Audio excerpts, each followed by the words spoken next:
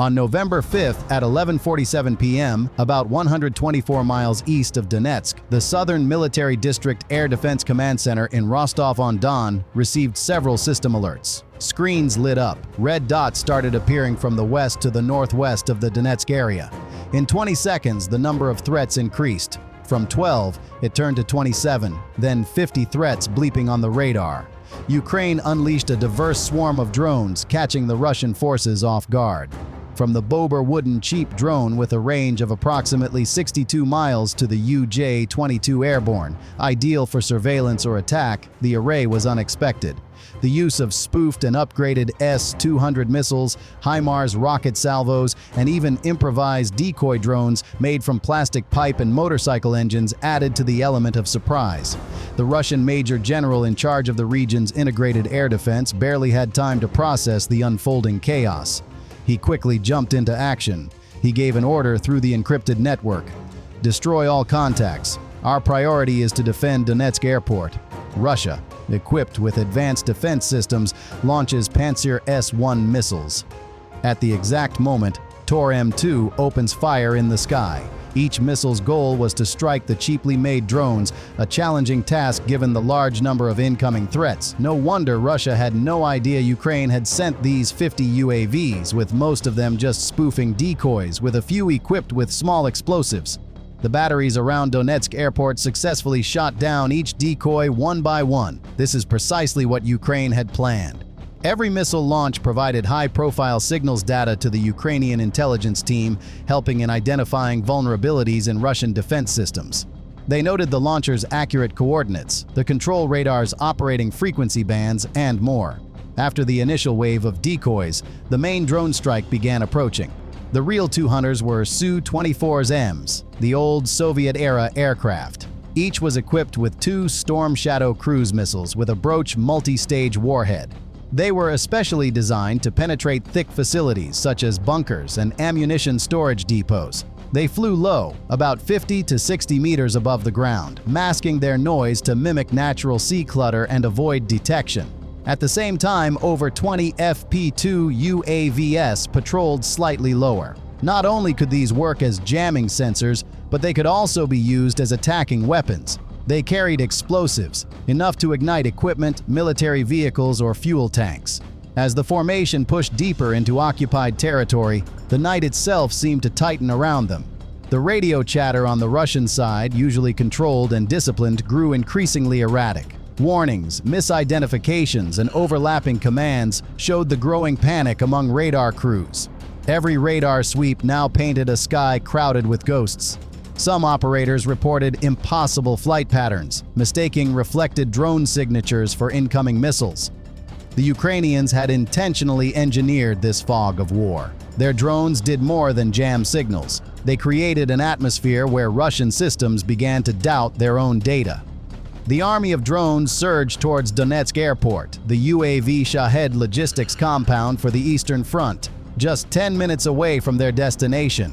The compound stored about 1,000 Shahed 136 drones and nearly 1,500 warheads, most of them already fueled. If this ammo, along with the drone's explosives, detonates, the entire supply facility could be wiped out in seconds. This would severely impact Russia's operations in the eastern sector, particularly its ability to use kamikaze strikes for several weeks. The Russian crew, despite the overwhelming number of red dots flickering on the screen, remained steadfast. They faced a situation where they didn't know which threats were real. Amidst the chaos, they were unaware that two Su-24Ms had entered their territory, as 50 kilometers remained to reach the airfield. Suddenly, the cockpit alarm of the Su-24M started blaring. An order received through the network. Missile lock at 4 o'clock. Pantsir S-1 has been activated. Near Spartak, a unit of Pantsir S-1 had acquired a weak signal of the aircraft despite the jamming systems. The pilot pulled the lever, rolling the Su-24M to 90 degrees. A maneuver that only an expert could dare at that height. He opened hundreds of decoy points and sprayed metal pieces. A missile passed near the tail. It didn't touch but detonated 200 meters behind it. The blast's sound pierces the sky. Checking the visor, the pilot saw the smoke.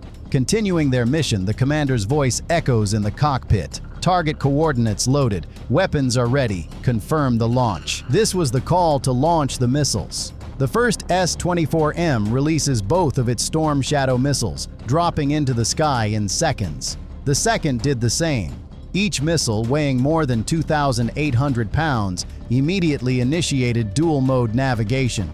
From traveling through the Donbass region, rivers, villages, and old highways, the flight would last 7 to 8 minutes. About 6 to 9 meters away from the target, the missile activated imaging infrared sensors. It started scanning the ground to identify warehouse roofs, storage facilities, and UAV depots. On the other hand, FP-2 drones were engaged with striking secondary targets. As the missile launch plan was successful, the two aircraft turned west. About 25 meters above the ground, it activated chaff and flare defenses. Meanwhile, the FP-2 drones began creating electronic noise to disrupt the entire radar systems. The two Storm Shadow missiles, traveling at 590 miles per hour, moved along the Kalmus River. The target was very near. Panzer S-1 and Tor M2 batteries near Donetsk finally registered the missiles, but it was too late. Interceptors launched to strike the missiles. One reportedly got hit, producing white flames. Luckily, the other three remained safe. The three missiles were locked on their target. As they got near, they positioned themselves into a terminal dive. It would help them penetrate hardened roofing. They also began matching live images to pre-programmed 3D models. At 12:10 a.m., the first missile slammed through a warehouse's roof. The Broach warhead detonated on the spot, igniting the entire UAV storage facility. Then its main charge exploded inside. Because the combined explosions were over 900 pounds, the blast was insane. It tore the concrete structure, destroying hundreds of Shahed UAVs in a few seconds. Metal fragments flew across the nearby area. Fire engulfed the warehouse, its flames reaching several feet in height. Seconds later, the second missile struck another warehouse. Shade warheads were stored in it, triggering a massive blast. Secondary blasts occurred as 40 to 50 kilograms of warheads exploded simultaneously. This wasn't enough, as the third missile hit the refueling and launch prep area. A chain of explosions was heard as the aviation fuel, compressed gas initiators, and thermal batteries inside ignited. The structure was consumed by fire. After the primary attack, over 10 remaining FP-2 drones flew low to avoid the debris of the blasts. Aiming to strike the other important sites, they successfully hit an electrical substation, a satellite communications relay, and a UAV launcher in sequence. These were secondary but critical targets. FP-2 drones were able to do this due to remote guidance via Starlink from the control team in Kramatorsk. Accuracy was 90%, and within 2 minutes, all secondary targets were achieved. The whole complex was destroyed. The fire was intense, glowing red for a long 15 minutes after the detonation. A big cloud of thick smoke rose above Donetsk. The security cameras captured the horror from the blast to the continuous fire. Satellite images showed the area completely wiped out. The logistics hub of Donetsk, with its warehouses and field facilities, was turned to twisted steel. The first warehouse became an ash-filled pit. The second one's roof was 50% destroyed, with its interior structure mostly crumbled. In Moscow and Rostov-on-Don, the generals watched the footage in silence and shock. They realized that every layer of air defense, from S-400s on the outskirts to Panzer S-1 on the runway, was useless. For 12 minutes, they couldn't stop this devastating attack from happening. The 50 million storage facility evaporated in thin air in no time. The root cause of the failure was priority analysis and system overload. When the radar showed hundreds of threats, the two Su-24Ms were ignored, though they were the main threats. Same with the FP-2 drones and Storm Shadow missiles. They were not traced and smoothly passed through the Russian defenses. The swarm tactic used by Ukraine worked as chaos erupted amid the panic. Again, Ukraine won the war using electronic warfare and modern tactics. Russia had to suffer an immense physical damage cost of about $20 to $30 million. Besides this, the military's production and strike capabilities have been severely limited for months. It is the most concerning thing for Russia. This attack brought fear to Russia. If a storage depot can be struck and defended by Panzer S-1 and Tor M2 in 8 minutes, any high-profile target in Russia is not safe from Ukraine. Ukrainian forces demonstrated the ability to strike deep inside challenged areas with precision. It leveraged low-cost drones to overwhelm top-tier defense systems. For Russian forces, the lesson is clear. Advanced air defense alone cannot counter swarms in electronic warfare. Ukrainian forces have increasingly relied on electronic warfare to amplify the impact of low-cost drone swarms.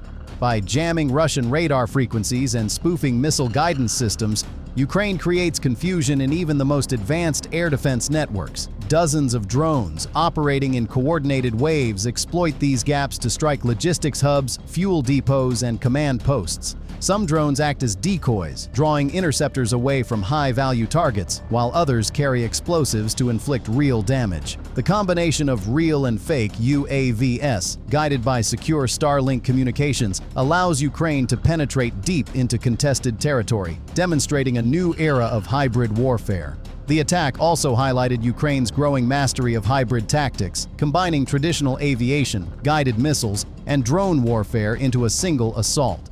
Military strategists across Europe and the Middle East closely monitored the footage, noting the key points. Likely, similar tactics will now be studied, replicated, and adapted, changing the future landscape of modern warfare.